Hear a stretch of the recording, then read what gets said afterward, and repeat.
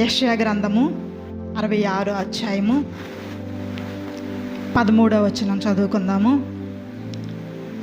యెషయా గ్రంథము 66 అధ్యాయము 13వ వచనం. ఒకని తల్లి వారిని ఆదరించినట్లు నేను మిమ్మను ఆదరించదను.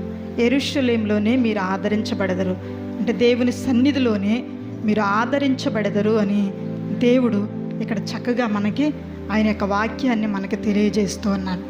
తల్లి యొక్క ఆదరణను, తల్లి ఇచ్చే ఆ తల్లి సమక్షంలో ఉండే ఆ గొప్ప శాంతిని, లేకపోతే తల్లి ఇచ్చే ఆ ప్రేమను దేవుడు ఇక్కడ మనకి తెలియజేస్తూ ఉన్నారు.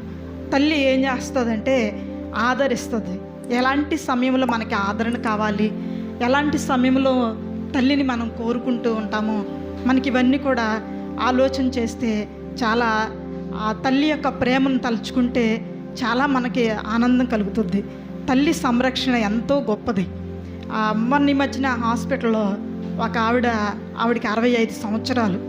ఆవిడకి నేను క్యాన్లో పెడతామంటే ఆవిడ వెంటనే వాళ్ళ అమ్మని తెలుసుకుని అంది, మాకు ఇప్పుడు మా అమ్మ ఉంటే బాగుండు అని అంది. అది చిన్న నొప్పి, కానీ ఆవిడ అలాగంటే వాళ్ళ అమ్మాయి అక్కడే ఉంది. వాళ్ళ అమ్మాయి అంటుంది, నువ్వు ఈ వయసులో ఉన్నావు, మీ అమ్మ లేదు, నువ్వు ఇప్పుడు నీకు అమ్మ కావాలని చెప్పేసి అని అంటున్నావంటే ఆవిడ వెంటనే ఆవిడ 65 సంవత్సరాలు ఆవిడ వాళ్ళ అమ్మని జ్ఞాపకం చేసుకుంటూ, నా చిన్నప్పటి నుంచి నా తల్లి నన్ను ఎంతగానో ప్రేమించింది, నాకు చిన్న బాధ కలిగినా సరే మా అమ్మను పిలిస్తే మా అమ్మ నా పక్కన ఉండేది, ఆమె అలాగుంటే నాకు చాలా ఏ బాధ అయినా సరే నేను తట్టుకోగలను అనిపించేది, ఇప్పుడు మా అమ్మ లేదు అని ఆవిడ ఏడుస్తూ ఉంది. నాకు వాళ్ళ అమ్మ ఏమో నువ్వు అసలు ఎలాగంటున్నావు అని చెప్పేసి తల్లిని అంటమంటే నేను మాత్రం నిజంగా ఆ వయసులో ఆవిడ తన తల్లిని జ్ఞాపకం చేసుకోవడం నాకు చాలా సంతోషంగా అనిపించింది. నేను మా అమ్మని జ్ఞాపకం చేసుకుంటూ ఆవిడకి ట్రీట్మెంట్ నేను ఇస్తూ ఉన్నాను. నిజంగా మనం కనుక ఆలోచన చేస్తే తల్లి ఇచ్చే ఆదరణ, ఆ చిన్న నొప్పికి ఆవిడ ఎవరిని జ్ఞాపకం చేసుకుంటుందంటే మా అమ్మ కనుక ఈ సమయంలో నా పక్కనుంటే బాగుండేది అని కోరుకుంటుంది. ఆ వయసులో తనకు తెలుసు తన తల్లి లేదు అని తెలుసు, తల్లి ఇప్పుడు రాదు అని కూడా తెలుసు, కానీ ఆ తల్లి ప్రేమను ఆ వయసులో కూడా ఆమె జ్ఞాపకం చేసుకుంటూ మా అమ్మే గనక ఈ నొప్పిగా ఉన్న ఈ టైంలో నా ప్రక్కనుంటే ఎంత బాగుండేదని కోరుకుంటూ ఉంది. కానీ జరిగిపోయిన దాన్ని మనం తీసుకురాలేము, ఆ చనిపోయిన తల్లిని తీసుకురాలేము, కానీ తల్లి ఇచ్చిన ఆ ఆదరణ, తల్లి ఇచ్చిన ఆ ఓదార్పు, తల్లి ఇచ్చిన ఆ ధైర్యము ఎవరు కూడా ఇవ్వలేరు. అందుకే దేవుడు కూడా తల్లితో పోలుస్తూ ఏం చెప్తానంటే, ఒకని తల్లి బిడ్డను ఎలాగూ ఆదరిస్తుందో అలాగూ నేను కూడా మిమ్మల్ని ఆదరిస్తాను అని చెప్తూ ఉన్నారు. ఒక బిడ్డ కనుక పడిపోతే వెంటనే బిడ్డ ఏమంటాడంటే అమ్మా అంట.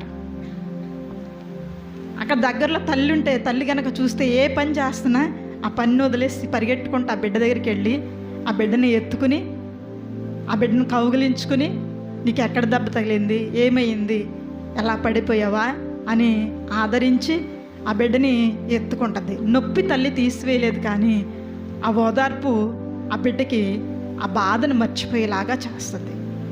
యేసు ప్రభువారు ఈ భూమి మీద ఉన్నప్పుడు ఇలాంటి అనేక కార్యాలు ఆయన జరిగించారు.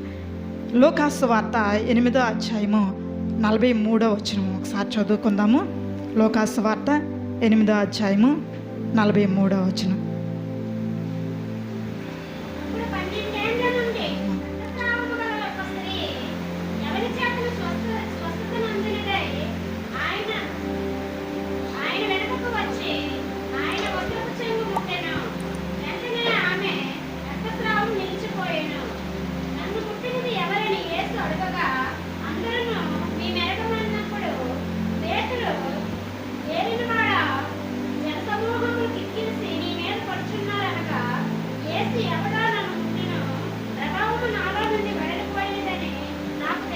చాలమ్మా, ఇక్కడ మనము 12 ఏండ్ల నుంచి రక్తస్రావం కలిగిన ఒక స్త్రీని బైబిల్లో మనకి ఇక్కడ తెలియజేస్తూ ఉన్నారు.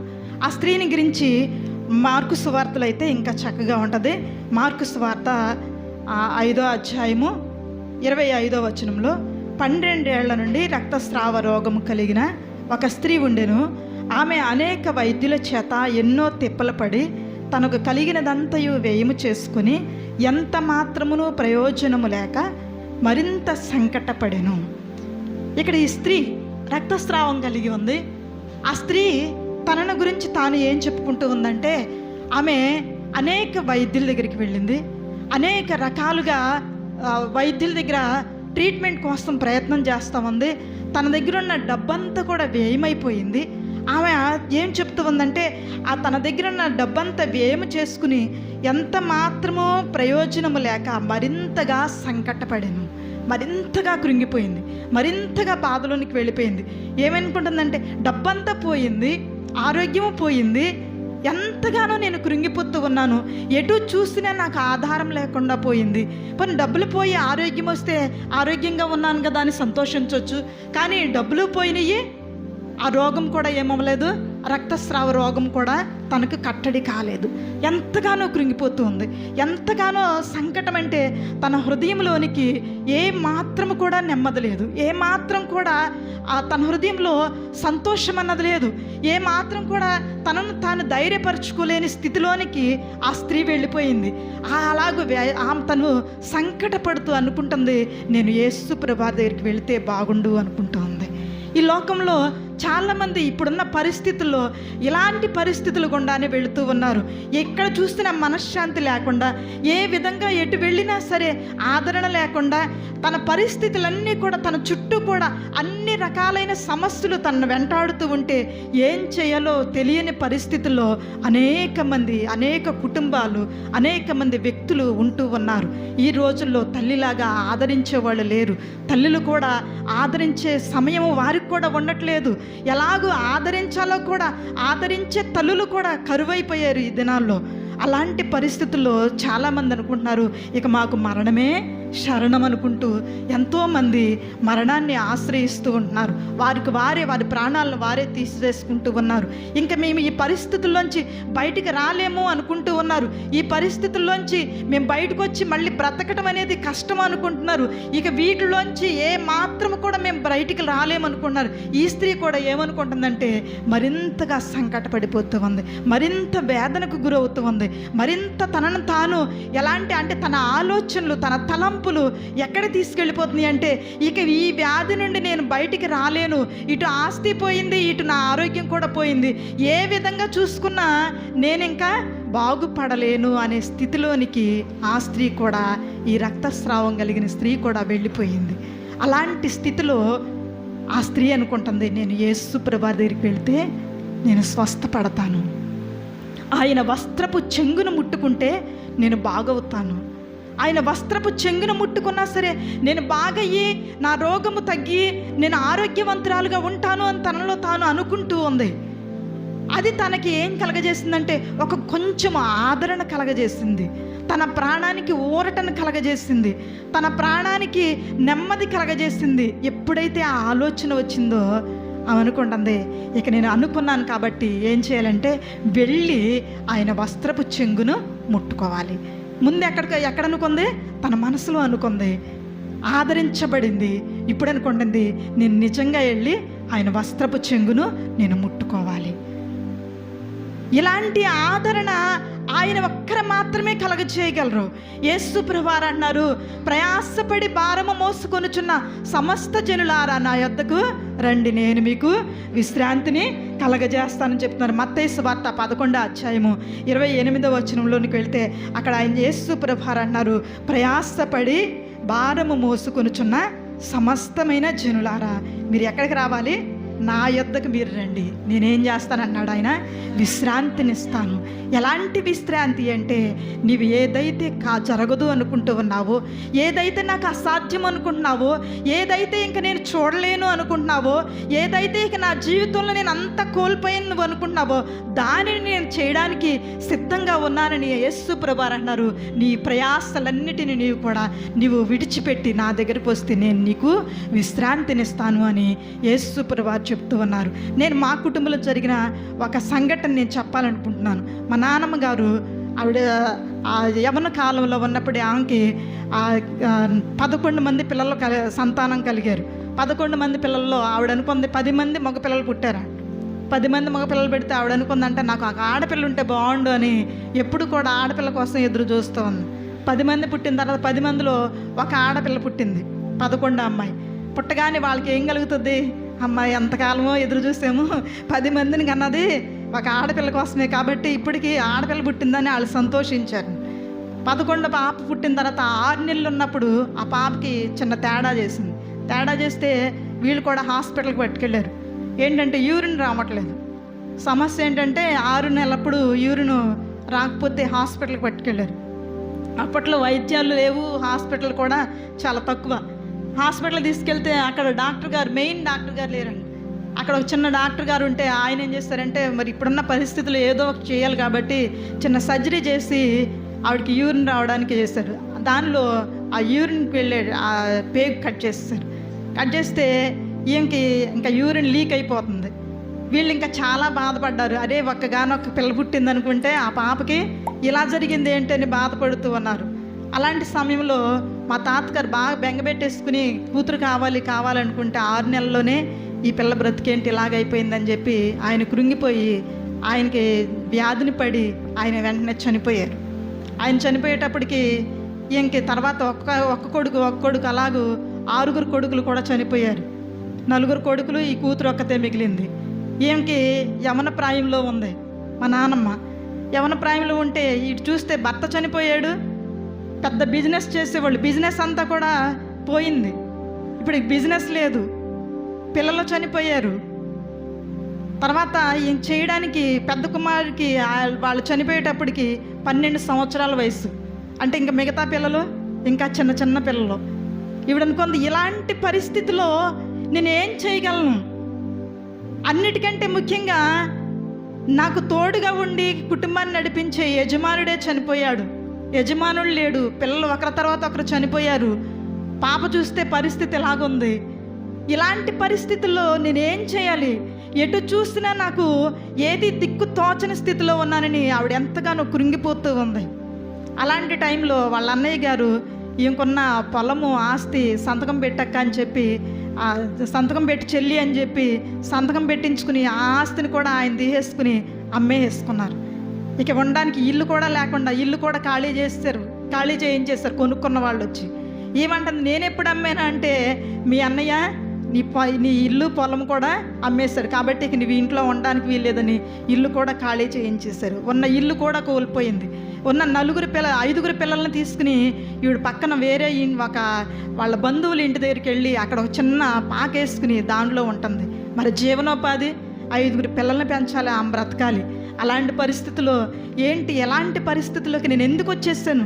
ఎంత చక్కగా బ్రతికాను, ఇలాంటి పరిస్థితి నాకు ఎందుకు వచ్చిందని చాలా కృంగిపోతూ ఏం చేయాలో తెలియని పరిస్థితుల్లో ఆ స్థితిలో ఆవిడ పొలం పనులకి వెళ్ళడం మొదలుపెట్టింది. పొలం పనులకు వెళుతూ ఆ పనులే చేసుకుంటూ ఆ వచ్చిన డబ్బులతో పిల్లల్ని పోషించడం మొదలుపెట్టింది. అలాగుండగా ఆమెకు కూడా ఒకరోజు ఈ రక్తస్రావం అనేది ఎంటర్ అయిపోయింది. ఇంక అనుకోండి, నా జీవితం ఇంక అయిపోయింది. అసలు నా కుటుంబానికి ఎందుకు ఇలాంటి పరిస్థితులు వచ్చినాయి? భర్తను కోల్పోయాను, బిడ్డలను కోల్పోయాను, ఆస్తి కోల్పోయాను. ఇటు చూస్తే చిన్నపిల్లలు, అనారోగ్యం కూడా వచ్చేసింది. ఇప్పుడు ఈ పిల్లల్ని ఎవరు పెంచుతారు? నేను కూడా చనిపోతే నా పరిస్థితి ఏంటి అని చాలా కృంగిపోతూ ఆవిడ దుఃఖాన్ని ఏం చేయాలో తెలియని పరిస్థితిలో చాలా దుఃఖిస్తూ ఆవిడ ఉంది. అలాంటి స్థితిలో ఒక సువార్త టీము ఆ ఊరు వచ్చి సువార్త చేస్తుంటే అందరూ అన్నారంట, మాకు కాదు వెళ్ళి ఒక ఆవిడ ఉంది, ఆవిడకి సువార్త చెప్పండి అండి, ఆవిడ చాలా క్లిష్టమైన పరిస్థితిలో ఉంది, ఆమెకి ఒకవేళ ఇవి అవసరమవుతాయేమోనని చెప్పి ఆ వచ్చిన వాళ్ళని ఈమె దగ్గరికి పంపించారు. మా నాన్నమ్మ సువార్త విన్న వెంటనే యేసు ప్రభువాన్ని తన సొంత రక్షకునిగా అంగీకరించింది. ప్రభువా, నువ్వెవరో నాకు తెలియదు, కానీ నీవు గనక నా కుటుంబంలో పరిస్థితులను గనక చక్కదిద్దితే, నీవు గనక నా బ్రతుకుని గనక మరలా బాగుగా చేస్తే నేను నీ సాక్షిగా ఉంటాను ప్రభువా అని ఆ రోజే మాటిచ్చింది. ఒకరోజు నా పనికి వెళ్ళింది. ఉదయం నుండి సాయంత్రం దాకా మధ్యాహ్నం వరకు పనిచేసింది. మధ్యాహ్నం అయ్యేసరికి బాగా కడుపు నొప్పి ఎక్కువైపోతే ఇంక అనుకుంటుంది, ఇప్పుడు వరకు మధ్యాహ్నం వరకు చేస్తాను, ఇప్పుడు కనుక ఇంటికి వెళ్ళిపోతే ఉదయం నుండి చేసిన డబ్బులు ఇవ్వడం, అలాగని సాయంత్రం దాకా ఉందామంటే ఈ కడుపు నొప్పి తట్టుకోలేకపోతున్నాను. ఆ పొలంలోనే ఆ పని చేస్తూనే ఏడుస్తూ దేవునికి మొరపెడుతూ ఉంది. ప్రభా, నువ్వు తెలియనప్పుడు నాకేం తెలియదు, కానీ ఇప్పుడు నేను నిన్ను తెలుసుకున్నాను. ఈ పరిస్థితిలో నాకు సహాయం చేసేది నీవే. నువ్వు స్వస్థపరచు ప్రభా, ఈ బాధ నుంచి నన్ను విడిపించు నాయన. నేను ఎంతకాలం ఇలా బాధపడాలని ఆవిడ పొలంలో పనిచేస్తూనే ఏడుస్తూ ఉంది. సాయంత్రం అయిపోయింది, పని అయిపోయింది, అందరూ పని ముగించుకుని ఇంక ఇంటికి వెళ్ళిపోతున్నాం కదా అని తొందర పడుతూ వెళ్ళిపోతూ ఉన్నారు. ఏం మాత్రం ఆ పొలం గట్టు మీద నడుస్తూ దేవుణ్ణి ప్రార్థిస్తూ ఉంది, ప్రభా నాకు సహాయం చేయి. నన్ను ఈ పరిస్థితుల్లో నాకు నీవు తప్ప ఇంకెవ్వరూ లేరు. ఏ డాక్టర్ దగ్గరికి నేను వెళ్ళలేను, నా దగ్గర ఏ విధమైన సహాయము లేదు, ఎవరో నాకు సహాయం చేసేవాళ్ళు లేరు. నాకు చూస్తే చిన్న పిల్లలు, ప్రభా నువ్వేం చేస్తావో, నా దిక్కు నీవే ప్రభా అని ఆవిడ అలాగ ప్రార్థిస్తూ ఆ గట్టు మీద నడుస్తూ ఉంటే యేసు ప్రభువారు ఆమెను తాకి అక్కడే దేవుడు స్వస్థపరిచాడు. ఆమెకు అర్థం కాలేదు, చుట్టూ చూస్తూ ఉంది, ఎవరు నన్ను తాకారు, ఏంటి నాకు ఇలాంటి ఏదో ప్రశాంతమైన వాతావరణం నా దగ్గరికి వచ్చింది, ఏం జరిగిందని ఆవిడ బాధపడుతూ అటు ఇటు చూస్తూ అంటే వాళ్ళందరంటే ఏంటి అని అడుగుతున్నారంట. పక్కన నడుస్తున్న వాళ్ళు, దేవుని ఆత్మ నా దగ్గరికి వచ్చింది, దేవుడు నన్ను దర్శించాడని చెప్తుంటే వాళ్ళు నమ్మట్లేదు. కానీ ఇంటికి వెళ్ళిన తర్వాత ఈవిడ చూసుకుంటే ఈమెకున్న రక్తస్రావం అంతా కూడా కట్ అయిపోయింది. అనుకున్నది, దేవుడు నా దేవుడు ఈ పరిస్థితుల్లో నాకు సహాయం చేశాడు. ఆ రోజు అనుకుంది, ప్రభా నేను నిన్ను నమ్మాను, నువ్వు నన్ను విడిచిపెట్టలేదు ప్రభా, ఇలాగూ నాకు సహాయం చేసావు, నువ్వు నాకు ఏదైనా నాకు సహాయం చేయగలవు, నేను ఎప్పుడు విడిచిపెట్టను ప్రభా అని ఆ దేవుడిని గట్టిగా పట్టుకుంది. ప్రతిరోజు ప్రార్థన చేయటం మొదలుపెట్టింది. ఆమెతో పాటు ఇంకొక ముగ్గురిని అది వెంట పెట్టుకుని ప్రతిరోజు ప్రార్థన చేస్తుంది, ప్రతిరోజు దేవుడిని అడుగుతుంది. చాలా దూరమైన ఉదయాన్నే 7 గంటలకే బయలుదేరి అక్కడికి 10 గంటలకి చర్చికి వెళ్ళడానికి 7 గంటలకి వీళ్ళు టిఫిన్ బాక్సులో అన్నం పెట్టుకొని అంత దూరం నడిచి వెళ్ళేవాళ్ళు. 10ంటికి చేరుకునే వాళ్ళంట. అక్కడికి వెళ్ళి దేవుని మాటలు విని వెనక్కి తిరిగి వచ్చేవాళ్ళు. అంత ప్రయాసపడి, ప్రభా నీవు నాకు తోడుగా ఉంటే నేను దేన్నైనా జయించగలను, నీవు నాకు తోడై ఉంటావు ప్రభా. ఈ పరిస్థితుల్లో అందరూ నన్ను విడిచిపెట్టారు, భర్త విడిచిపెట్టాడు, బిడ్డలు విడిచిపెట్టారు, ఆస్తంతా పోయింది, ఎవ్వరూ నన్ను చేరదీసిన వాళ్ళు లేరు, కానీ నాకు ఆదరణిచ్చావు ప్రభా, నాకు నెమ్మదినిచ్చావు ప్రభా. ఇంకా నా జీవితాంతము నేను నీతో కలిసి నడుస్తాను ప్రభా అని ఒక తీర్మానం తీసుకుంది. ప్రతిరోజు కూడా దేవునికి మొరపెడుతూ ఉంది. పరిస్థితులు గతిస్తూ ఉన్నాయి. ఆమె పెద్ద కుమారుని సేవకిచ్చింది. దేవుడు అన్నిటినీ కూడా ఈమెకి అనుకూలంలోనికి నడిపిస్తూ ఉన్నాడు. ఆమెకు వచ్చిన ఆ కొద్ది దాన్నే దేవుడు ఆశీర్వదించడం మొదలుపెట్టాడు. తన బిడ్డలందరి కొరకు ఆమె ప్రార్థన చేసింది. వాళ్ళందరూ కూడా దేవుని పనిలో ఉండేటట్లుగా దేవుడు చేశాడు. కుటుంబాన్ని ఆయన నిలబెట్టాడు. దేవుడు ఏం చేయగలంటే, నీవు నమ్మితే గనక దేవుని యొక్క మహిమను నీవు చూడగలవు. ఆ రోజు ఆ యొక్క స్త్రీ అంటుంది, రక్తస్రావం కలిగిన స్త్రీ అంటుంది, నేను యేసు ప్రభువారి యొక్క వస్త్రపు చెంగును మాత్రము నేను ముట్టుకుంటే చాలు, నాకున్న ఈ బాధ తొలగిపోతుంది, నేను బాగుపడతాను, నాకు స్వస్థత వస్తుంది, నాకు ఆరోగ్యం వస్తుంది, నేను నమ్మి ఆ దేవుని దగ్గరికి వెళుతూ ఉన్నానని ఒక తీర్మానం తీసుకుని ఆమె వెళుతూ ఉంటే ఆమెకు పరిస్థితులు అనుకూలంగా లేవు, పరిస్థితులు ఆమెకి కష్టంగానే ఉన్నాయి. ఆ చుట్టూ కూడా యేసు ప్రభువారి చుట్టూ కూడా అనేక మంది ఆయన చుట్టూ ముట్టుమున్నారు. ఆమె వెళ్ళడానికి దారి లేదు. అయినప్పటికీ కూడా ఈమె ఏం చేస్తూ ఉందంటే అందరిలో కూడా దారి చేసుకుంటూ వెళుతూ ఉంది. కొంతమంది ఆమెను అసహించుకుని ఉండొచ్చు, నీవు ఇలాంటి స్త్రీవి కదా, నీకేంటి అంతగా బాధ ఏంటి, ఎందుకు తోసుకుని వస్తున్నామని ఆమెను ఈసరించి ఉండొచ్చు. ఆమె దగ్గర వస్తున్న స్మెల్ చూసి అనేక మంది ఆమెని దూరం పెట్టి ఉండొచ్చు. ఎన్ని రకాల వాటినైనా సరే ఆ స్త్రీ తట్టుకుని ఎక్కడికి వెళ్ళడానికి ఇష్టపడింది? యేసు ప్రభువారి దగ్గరికి వెళ్ళడానికి ఇష్టపడింది. యేసు ప్రభువారిని చేరుకున్న తర్వాత తన మనసులో అనుకుంది కదా, ఏమనుకుంది? ఆయన వస్త్రపు చెంగును నేను ముట్టుకుంటాను, నేను బాగుపడతాను అనుకుంది. యేసు ప్రభువారి దగ్గరికి వెళ్ళి యేసు ప్రభువారి యొక్క వస్త్రపు చెంగును ముట్టుకోగానే ఏమైపోయిందంట, ఆమె యొక్క రక్తస్రావం అంతా కూడా ఆ క్షణమే బాగైపోయింది. ఆమె అనుకుంటుంది, నేను బాగైపోయాను, నేను అనుకున్నాను, అలాగే జరిగింది, నిజంగానే వెళ్ళాను, ఆయన వస్త్రపు చెంగును ముట్టుకున్నాను, వెంటనే నా యొక్క రక్తధారంతా కూడా కట్టబడింది. ఇది దేవుడు మాత్రమే చేయగలడని అనుకుంటుంది. ప్రభా నాకెంత గొప్ప కార్యం చేశారు. యేసు ప్రభు అన్నారు, ఎవరు నా వస్త్రపు చెంగును ముట్టుకున్నారంటే అప్పుడు అంటుంది, అయ్యా నేను అనేక తిప్పలు పడ్డాను, అనేకమైన సంకటాలతో ఉన్నాను, ఆస్తి అంతా పోయింది, అందరూ పోయారు, కానీ ఈరోజు నేను అనుకున్నాను నీ వస్త్రపు చెంగు ముట్టుకుంటే బాగుపడతాను అనుకున్నాను, వచ్చానయ్యా, ముట్టుకున్నానయ్యా, నాకు స్వస్థత కలిగింది. యేసు ప్రభువారు అంటున్నారు, ఒకసారి ఆ మాట చదువుకుందాము. యేసు ప్రభువారు అన్న మాట చదువుకుందాము.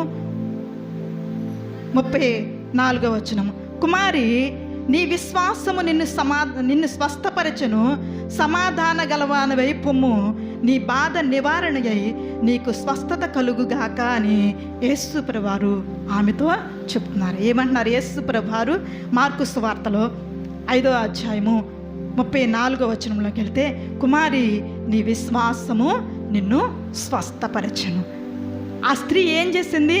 ఆ బిడ్డ యేసు ప్రభువారి దగ్గరికి వచ్చి అనుకోండి, అయ్యా నీవు నన్ను ఆదరించావు ప్రభా, ఇంత బాధలో, ఇంత నేను సంకటములతో ఉన్నప్పుడు, ఇంత నేను నిరాశలో ఉన్నప్పుడు, ఇక నా జీవితానికి ఆధారం లేదు అనుకున్నప్పుడు, నా జీవితం ఇంక ఇంతే అని నేను అనుకున్నప్పుడు నాకు నీవేం చేస్తావంటే ఆదరణ కలగజేసావు ప్రభా, నన్ను ఆదరించావు, నాకున్న బాధను నీవు తీసివేశావు. ఈ దినాన్ని నేను మరలా సంతోషించగల సమయాన్ని నీవు నాకు ఇచ్చావు ప్రభా. ఇంకా నేను నా జీవితంలో సంతోషం అన్నది నేను చూస్తానని అనుకోలేదు ప్రభా అని ఆ స్త్రీ ఏం చేస్తుందంటే దేవుణ్ణి స్తుతిస్తూ ఉంది. నిజంగా మన జీవితంలో కూడా ఆయన స్తుతించే సమయాలను ఇవ్వడానికి ఇష్టపడుతూ ఉన్నాడు. మన పరిస్థితులు ఎలాంటివైనప్పటికీ కూడా ఆయన అన్నిటినీ కూడా తారుమారు చేయగలడు. ఒకసారి ఒక యవ్వన బిడ్డ దగ్గరికి నేను వెళ్ళాను. ఒక తల్లి నన్ను తన యవ్వన కుమార్తెతో మాట్లాడడానికి రమ్మంది. నేను వెళ్ళి ఆ బిడ్డతో మాట్లాడాను. ఆ బిడ్డ అప్పటికి వివాహమైంది, భర్తని విడిచిపెట్టి ఇద్దరు దూరంగా ఉంటూ ఉన్నారు, విడాకులు కూడా అయిపోయినాయి. ఆ బిడ్డతో నేను మాట్లాడడానికి వెళ్ళినప్పుడు ఆ బిడ్డతో మాట్లాడుతూ, అమ్మ దేవుడు నీ జీవితాన్ని కట్టగలడంటే వెంటనే ఆ బిడ్డ నాతో అంది, ఎప్పుడు దేవుడు నాకు సహాయం చేస్తాడు, నా యవ్వన కాలం అంతా అయిపోయిన తర్వాత దేవుడు నాకు చేస్తాడా అని నన్ను క్వశ్చనించింది. నేను అన్న, కాదమ్మా, నువ్వు గనక ఆయన దగ్గరికి వచ్చి ఆయన ఆశ్రయిస్తే ఆయన నీకు తప్పనిసరిగా సహాయం చేస్తాడు. ఏ మార్గమో నేను చెప్పలేను, కానీ నీ కొరకు మాత్రం ఆయన ఒక మార్గాన్ని సిద్ధపరిచి ఉంచుతాడు. ఆయన నీకు సహాయం చేస్తాడంటే ఆ యవ్వన బిడ్డ నన్ను అంది, ఎప్పుడు నా యవ్వన కాలం అంతా అయిపోయిన తర్వాత అంది, తన సొంత నిర్ణయం తను తీసుకుంది. 10 రోజుల్లోనే వేరే అబ్బాయిని పెళ్లి చేసుకుంది, వేరుగా వెళ్ళిపోయింది. ఆ తర్వాత ఎలాగుందో ఏంటి అని కొనుక్కుందామని ఒక 4 రోజుల తర్వాత నేను ఆ తల్లి దగ్గరికి, వాళ్ళ అమ్మగారి దగ్గరికి నేను వెళ్ళాను. అమ్మ ఎలా ఉంది పాప అంటే ఆవిడ ఏడుస్తూ అంది, అంతా అయిపోయిందమ్మా, మీరు చెప్పినా వినలేదు, నేను చెప్పినా వినలేదు, వాళ్ళ నాన్నగారు చెప్పినా వినలేదు, సొంత నిర్ణయం తీసుకుంది. 10 రోజుల్లోనే, మీరు చెప్పిన 10 రోజులకే వేరే అబ్బాయిని పెళ్లి చేసుకుంది. మాకు ఇప్పుడు తెలిసింది ఆ అబ్బాయికి ఆల్రెడీ రెండు పెళ్ళిళ్ళు అయిపోయింది, 2 భార్యలు ఉన్నారు.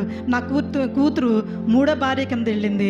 ఇప్పుడు అన్నాడు, నేను నీతో ఉండను అని చెప్తున్నాడు, చాలా టార్చర్ పెట్టేస్తున్నాడు అమ్మ అని చెప్పింది. నిజంగా ఈ రోజుల్లో సొంత నిర్ణయాలు ఎలాంటి పరిస్థితులకి మనల్ని అప్పగిస్తూ ఉన్నాయి అంటే, మనము ఇంకా తీసుకున్న మనం నిర్ణయాలను బట్టి జీవితాంతం కుమిలిపోయే పరిస్థితుల్లోనికి వెళ్ళాల్సి వస్తూ ఉంది. ఈ రోజుల్లో ఆదరించేవారు ఎవరూ లేకుండా పోతూ ఉన్నారు. ఆ నిర్ణయాలను బట్టి అనుకుంటున్నారు, ఇక నాకు సావే శరణ్యము, నేను చచ్చిపోతే బాగుండు, ఈ పరిస్థితుల్లో నేను బ్రతకలేను అనుకుంటూ ఉన్నారు. సొంత నిర్ణయాలు ఎప్పుడుకు కూడా మనల్ని చెడిపి వేస్తాయి. దేవుని వైపు చూడు, యేసు ప్రభువారి వైపు చూస్తే ఆ దేవుడు మనకి ఆదరించే దేవుడు, ఆయన మన జీవితాలను కట్టే దేవుడు, మన జీవితాలకి ఒక మార్గ నిర్దేశము ఆయన సిద్ధపరిచి ఉంచే దేవుడు. ఆయన తప్పనిసరిగా మన జీవితంలో కలగజేసుకుని ఏ పరిస్థితి అయినా, ఎలాంటి స్థితిగతులనైనా ఆయన మార్చగలడు, శాంతినివ్వగలడు, నెమ్మదినివ్వగలడు. మనం మరొక వాక్య భాగాన్ని చదువుకుందాము. యెషయా గ్రంథము 54వ అధ్యాయము 11వ వచనం ఒకసారి చదువుకుందాము. యెషయా గ్రంథం 54వ అధ్యాయము. ఈ మాట చదువుకుని మనం ముగించుకుందాము. తీసిన వాళ్ళు ఒకసారి చదవండి, నేను తీసి చదువుతాను.